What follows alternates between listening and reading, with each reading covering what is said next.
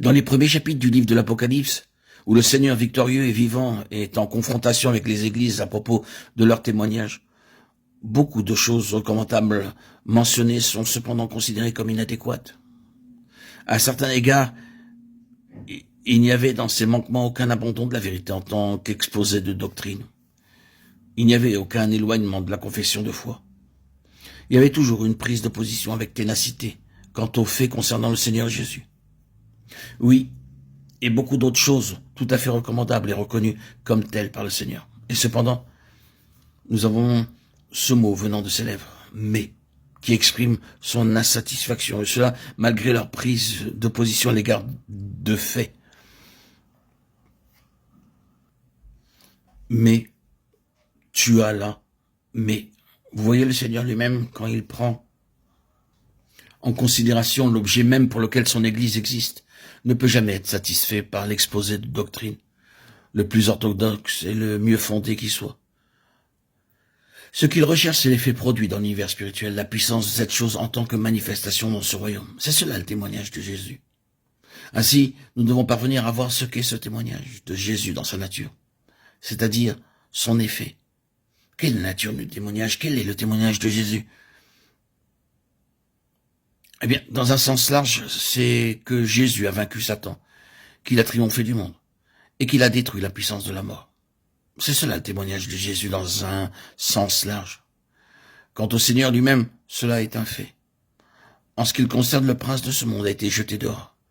Celui qui avait la puissance de la mort a été rendu impuissant, et les œuvres du diable ont été détruites. En ce qui le concerne, il a triomphé du monde. Or, le témoignage de Jésus n'est pas simplement une proclamation des faits qui sont authentiques en ce qui le concerne lui, mais ces chandeliers sur la terre, ici et là et ailleurs, sont des vases, l'incarnation même de ces faits, de façon vivante. C'est la raison pour laquelle le chandelier ne devait jamais s'éteindre dans le sanctuaire, mais devait être mouché soir et matin afin que sa flamme soit maintenue claire et triomphante. En cela est typifiée l'incarnation de ces faits qui sont des faits en Christ.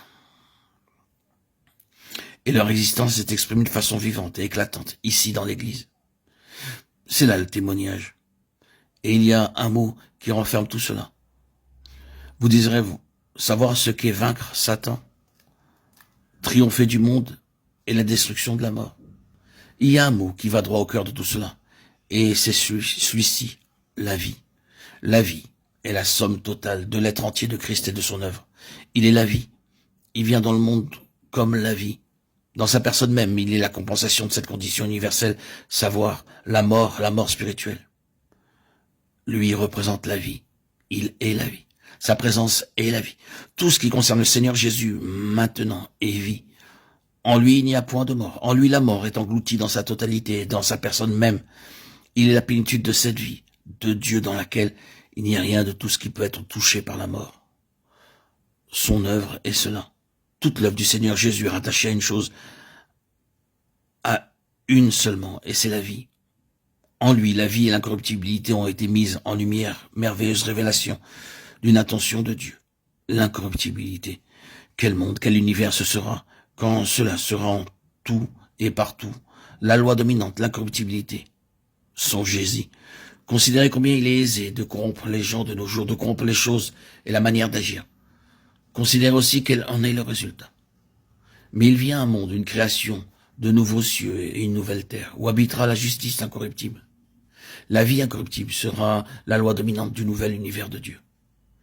C'est là l'effet de l'œuvre de Christ, c'est la vie.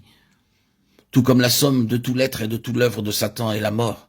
La présence de Satan est la mort, il est la mort. Je ne veux pas dire qu'il est une chose abstraite, mais qu'il est l'incarnation même et la personnification de la mort, et que l'effet de toute son œuvre est la mort. Il a introduit la mort. Tout ce que Satan touche meurt. Il porte avec lui le souffle même de la mort.